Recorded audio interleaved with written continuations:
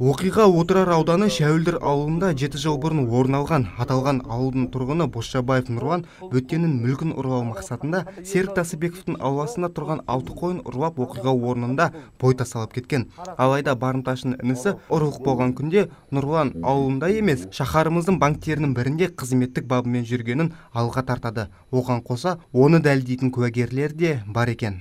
Соны іздеп қараған кезде ол осы 2007 жылы Альянс банктың ішіндегі өзімен бірлесіп серіктесіп істейтін Дом кредит ТО деген болған. ТО Дом кредит. Сода стажировкадан өтіп жүрген. 15 июньнен 15 маусымнан 25 маусым аралығында.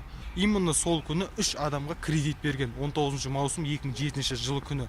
Аналар бізге менің ағамды жаңағыдай қарақшылық жасады деген күні. Біз сол күнге дәлел ретінде жаңаға 3 кредит алған клиентті алып келдік. Ал жәбірленуші тараптың заңды өкілінен соттан соң сұхбат алуға уағдаласқан болатынбыз. Бірақ бұл жолы қылмыскердің туыстары бізге мұндай мүмкіндік бермеді. Сот отырысынан кейін екі жақ айқай-шуға басып, бір-бірімен дауласып кетті.